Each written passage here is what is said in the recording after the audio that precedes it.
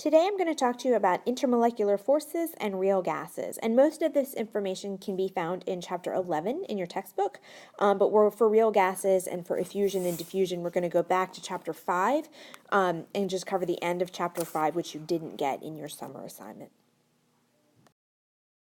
First, let's just talk briefly about the properties of the different states of matter. This should be a review from your previous courses with me in chemistry. So in terms of density, gases have a very low density. Liquids and solids have higher densities, and their densities aren't that much different. All right, for shape, gases and liquids have an indefinite shape, which means they take on the shape of whatever container you put them in. Solids have a defined shape, and doesn't matter what container they're in, they maintain that shape. In terms of volume, gases will take up as much volume as you give them, so they have an indefinite volume, and liquids and solids have defined volumes. It doesn't matter what container they're in, they just have a specified amount of volume.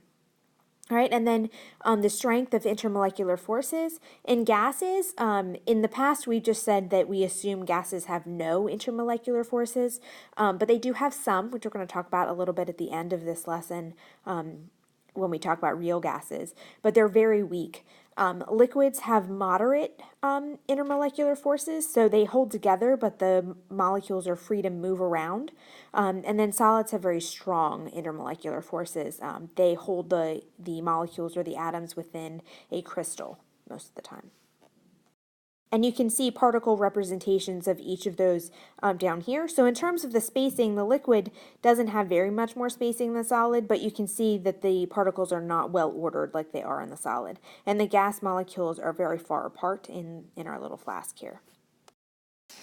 Now let's talk about what kinds of intermolecular forces we can have. So in the last chapter we talked about polar versus nonpolar molecules, and you learned how to use the Lewis structures and the molecular geometry to figure out if a molecule was polar or nonpolar. So in a dipole-dipole attraction, or dipole-dipole force, the molecules are polar, and therefore one side of the molecule has a partial positive charge. That's what that little delta means, and the other side has a partial negative. And so when they get in close proximity to each other, you get an attraction there because opposite charges attract. This is Coulomb's law. All right, and in order for this to happen, you have to have a permanent dipole, so it has to be a polar molecule. Hydrogen bonds are a special case of dipole-dipole interactions. So the hydrogen bound to either an oxygen, a nitrogen, or a fluorine makes a very polar bond. It's almost ionic, it's so polar.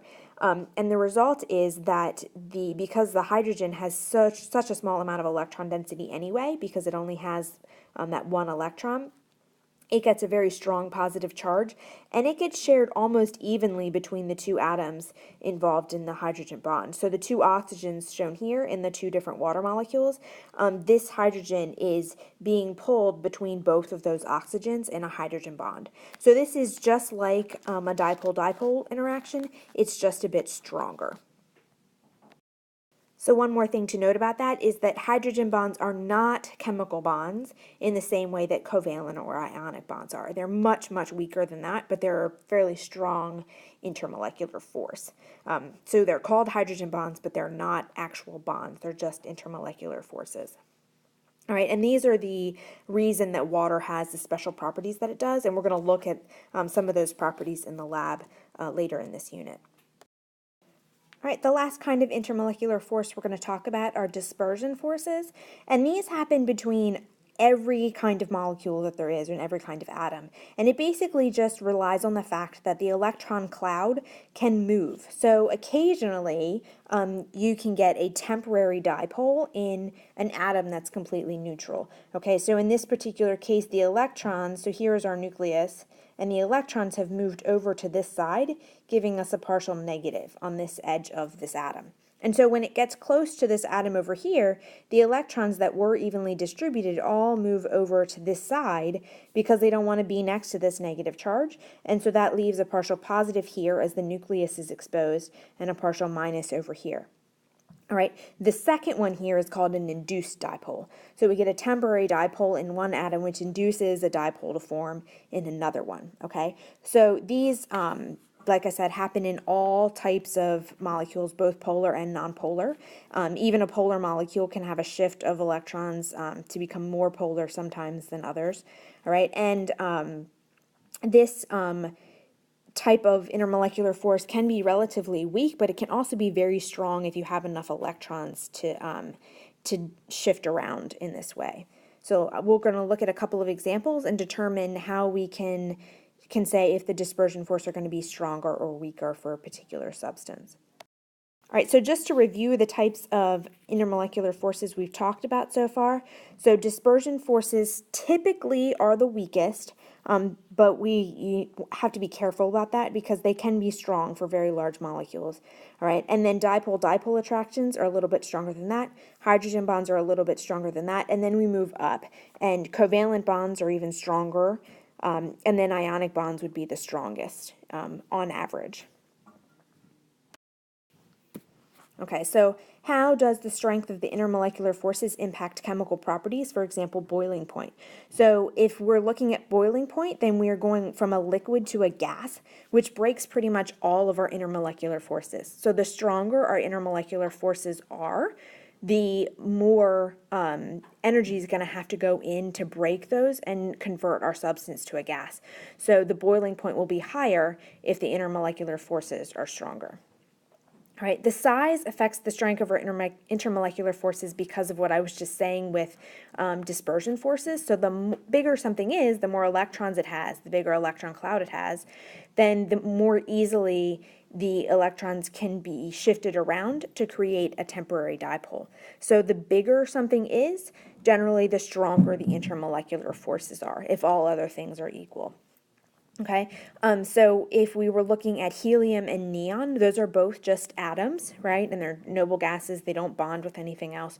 So which of those would have a higher boiling point? So helium has a mass of 4, it's got 2 electrons in its cloud. Neon has a mass of 20, and it has 10 electrons in its cloud. So it's going to be easier to form a temporary dipole with neon than it is with helium, which means it's going to have stronger dispersion forces, and therefore neon would have a higher boiling point than helium does. So here we have 2 examples of trying to figure out which has the higher boiling point, and you'll see questions like this. You'll probably see at least one of them on the AP exam, and there'll be some on your unit test for this unit. And so we need to take a look at what kinds of intermolecular forces are possible. So all 3 of these things have very similar masses. Okay, so what we're going to be looking for is different types of hydrogen bonding possibilities. Right, so for the first one, we have just CH bonds. And so that would mean that this is going to be a nonpolar molecule. So the only kinds of intermolecular forces propane can form are going to be hydrogen bonds. All right, our second molecule here is dimethyl ether.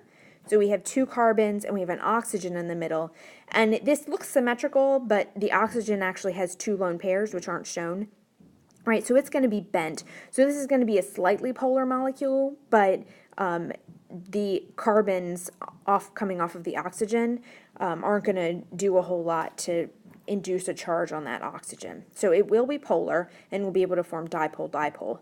All right, acetaldehyde, which is the last one here, again has 2 carbons and then hydrogens off of them, and then it's got 1 double bonded oxygen here, and that oxygen is also going to cause this molecule to be polar.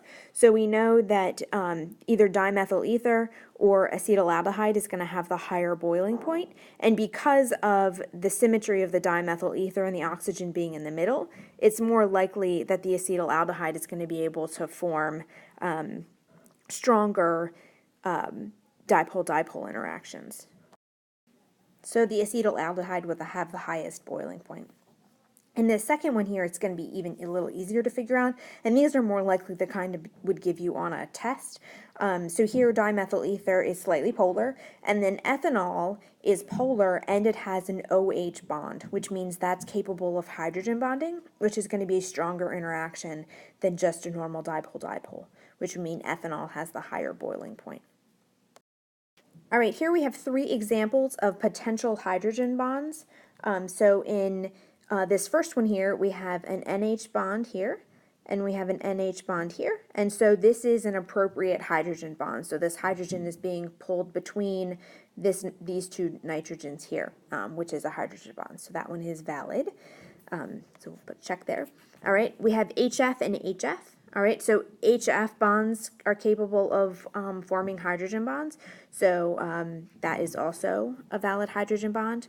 All right, here we have an OH, which is capable of hydrogen bonding, so that's good, but it would have to be forming the hydrogen bond with this OH in order to be valid. So this this hydrogen can't form a hydrogen bond because it's bound to a carbon. It's not bound to an oxygen or a fluorine or a nitrogen, so that is not a valid hydrogen bond. Right, so that's an important distinction. So both of the components have to have that OH or NH or FH bond in order to do hydrogen bonding. All right, now we're going to skip back to chapter 5, and I'm going to go through this quickly because you all learned this with me in your previous chemistry classes. So this is the kinetic molecular theory of gases, and these are just the principles that we use to explain how gases behave. So the first is that a gas consists of small particles, which are atoms or molecules, that move randomly with very high velocities. So they're small, and they move around in random directions, and they move quickly.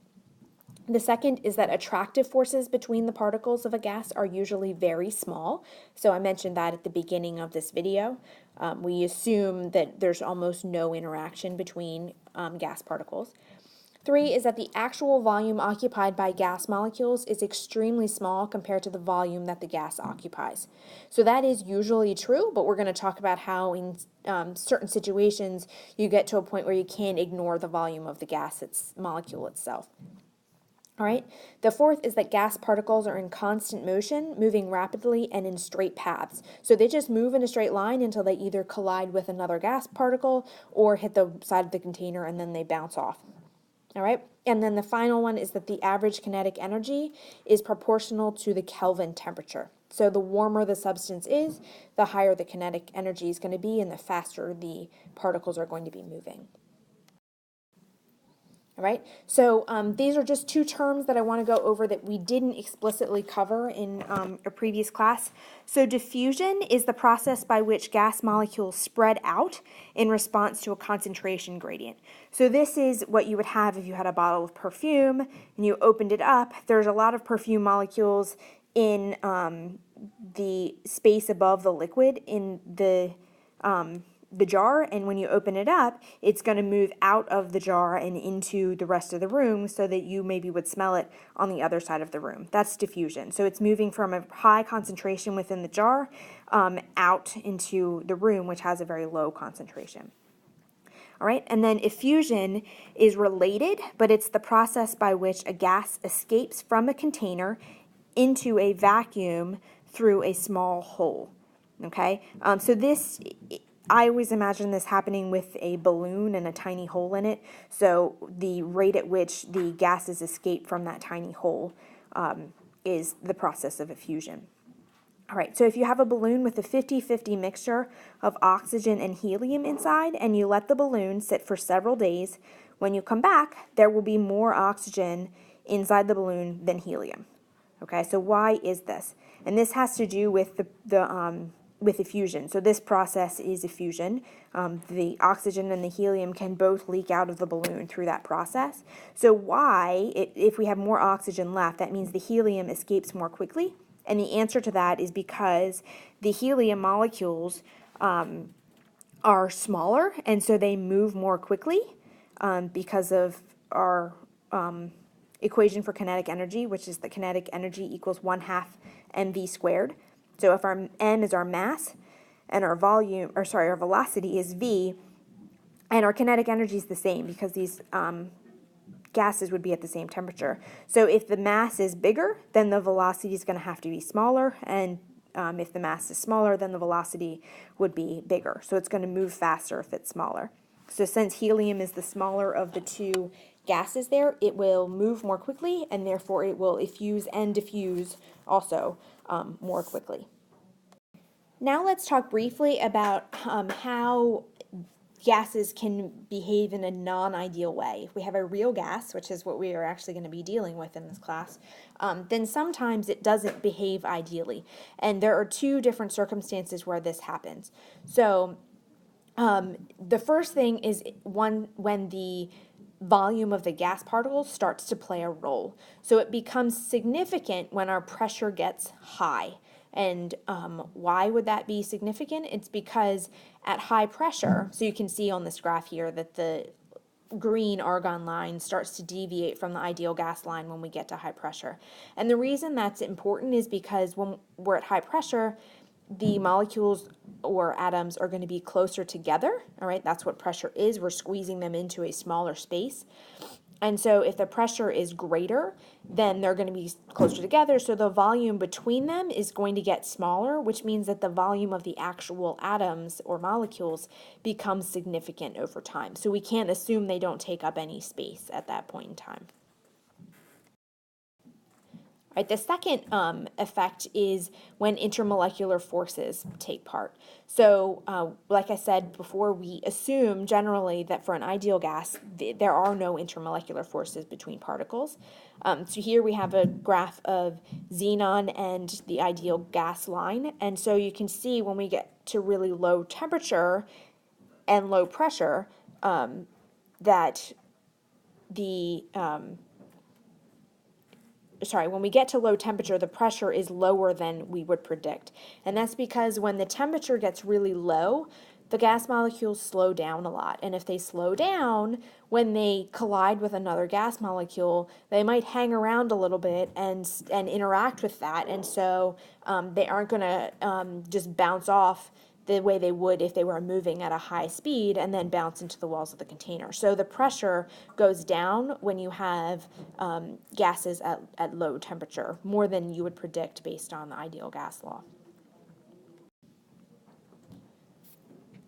All right, now we're going to skip back to Chapter 11 and talk about how the intermolecular forces can affect properties of liquids. So the first one we're going to discuss is surface tension. So surface tension is the energy required to increase the surface area by a unit amount. So for example, water has a pretty high surface tension, so it takes a lot of energy to increase the surface area of the water. So the reason for that is that water has really strong hydrogen bonds, and so that holds the surface together, holds the molecules at the surface together, so spreading it out is more difficult. So if you have a drop of water on the table, it kind of beads up, whereas another substance that doesn't have a strong or a large surface tension would just spread out. And so ethanol spreads out more if you have a drop of it on the table than water does, for example. All right, the second property we're going to talk about is viscosity.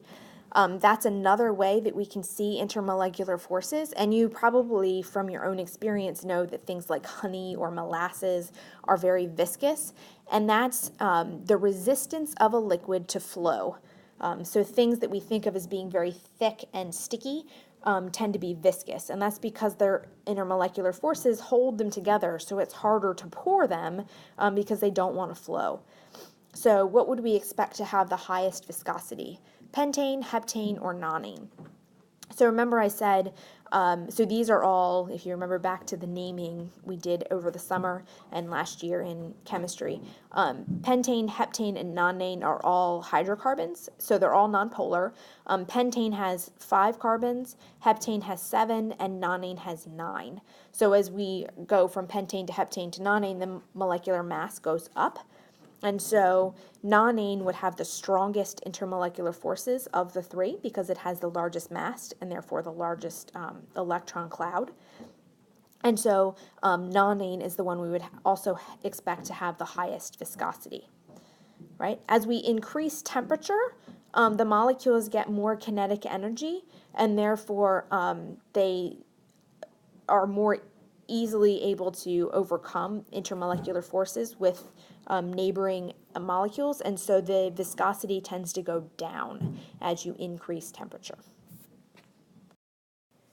All right, now we have capillary action. So capillary action is the ability of a liquid to flow against gravity up a narrow tube. So we're going to take a look at this in class in case you haven't seen it, although some of you did this lab last year in chemistry, so you'll hopefully know what we're talking about. And it's a balance between cohesive forces and adhesive forces. So cohesive forces are attraction between molecules within a liquid, so they tend to want to stick to each other. And so things with large cohesive forces also have large viscosities. And adhesive forces are the molecules' willingness to stick to something else. So in this case, the sides of the tube that are pulling them up. So you need both of these things to get capillary action.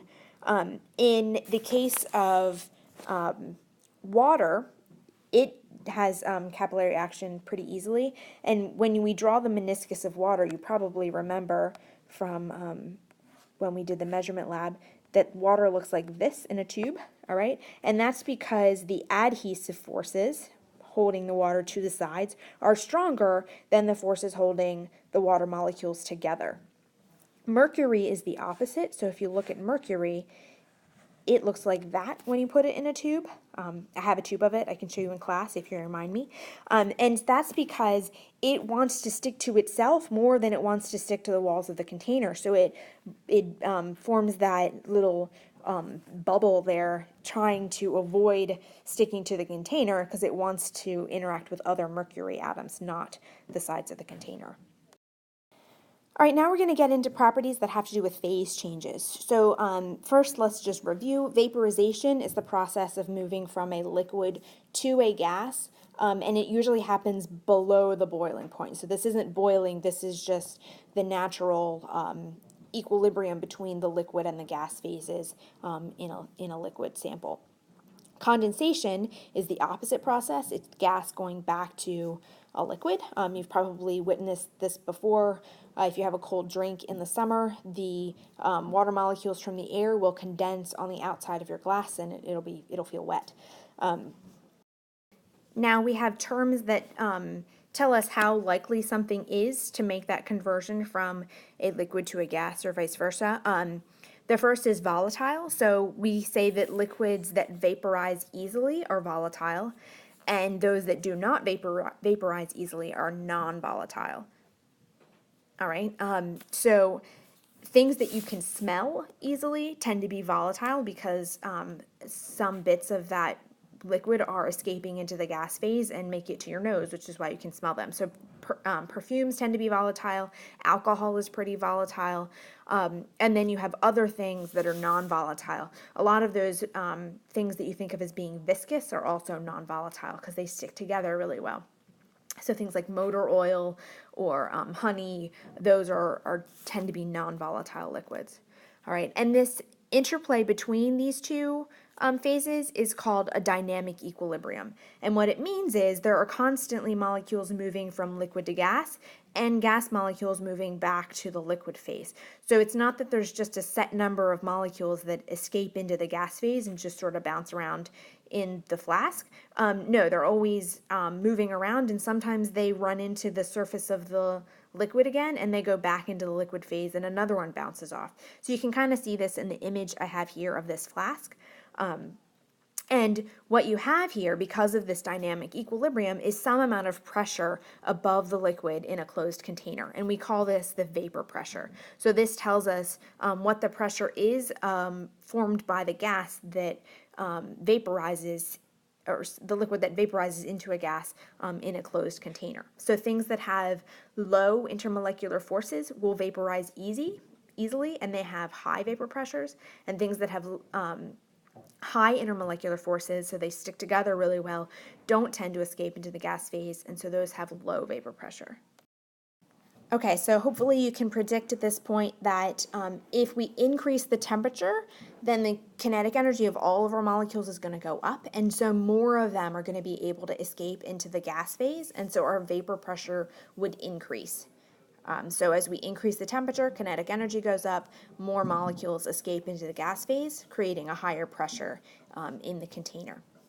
All right, and then two last terms for this sort of liquid to gas transition, we have boiling point, which is the temperature at which the liquid's vapor pressure equals the external pressure. So we think of this as the temperature at which it boils, right? But what this is at atmospheric pressure, which is 1 atmosphere, once the vapor pressure of the liquid gets up to 1 atmosphere, then you get boiling, because those the molecules at the bottom can form gas and they can escape through the liquid. So the normal boiling point is the temperature at which its vapor pressure equals 1 atmosphere, because that's our atmospheric pressure. All right, and then the last thing I want to cover in this video are the types of solids, which we're going to look at in the lab as well in this chapter. So molecular solids are, as they sound, solids for whom the composite units are molecules. So these are held together by intermolecular forces, and they're made up of molecules. Ionic solids are solids whose composite units are just ions. So these would be all of the ionic compounds we've looked at so far: sodium chloride, calcium fluoride, etc., etc. All right. Atomic solids are solids whose individual units are whose composite units are individual atoms. So this would be things like solid helium or solid xenon, that are just, again, held together by these same kinds of intermolecular forces that we've already talked about. So these would be held together with dispersion forces, because they're just atoms, so they don't have charges, they don't have dipoles. Right? And then that would be the non-bonding atomic solids. The metallic atomic solids are also atomic solids, but those are held together by metallic bonds, which we talked about a little bit in the last unit. And so in that case, you have the cations and then just a sea of electrons that move easily through them. And then the last kind of atomic solid are the network covalent atomic solids. In network covalent atomic solids, the atoms are held together by covalent bonds. So you get a huge network of covalent bonds. This is different than just molecules, right? Examples of this would be graphite, diamond, sand is also one that's held together by a network of covalent bonds. And these are very, very strong and have very high melting points most of the time. All right, so why is diamond one of the hardest substances known, yet graphite is used in pencils, despite the fact that both are network covalent forms of carbon? And this has to do with the structure of graphite. So graphite and diamond are both examples of carbon, but they're allotropes of each other. So they have different ways that they're bonded together. So if you see here the way graphite looks, it is actually sheets of carbon that are in 6-membered rings. And so because of that, it has some interesting properties. It has electrons that move easily between the rings, which means that graphite can actually conduct electricity, which is what I talk about in the second question here. And it also means that because it's these sheets, that the sheets slide across each other very easily, whereas if you look at the network covalent structure of diamond, it's all tetrahedral carbons, and so that's not the same. It doesn't have the same ability to slide. So these sheets of graphite are held together by the electrons moving between them. So the forces that hold the sheets together aren't as strong, but the sheets themselves are very strong. So that's just one example of how you can get different properties with exactly the same atoms using just different types of solid structure. Okay, so this wraps up our discussion of how molecules are held together, basically. So we're going to continue to work with this in lab and in mastering chemistry, and that's it.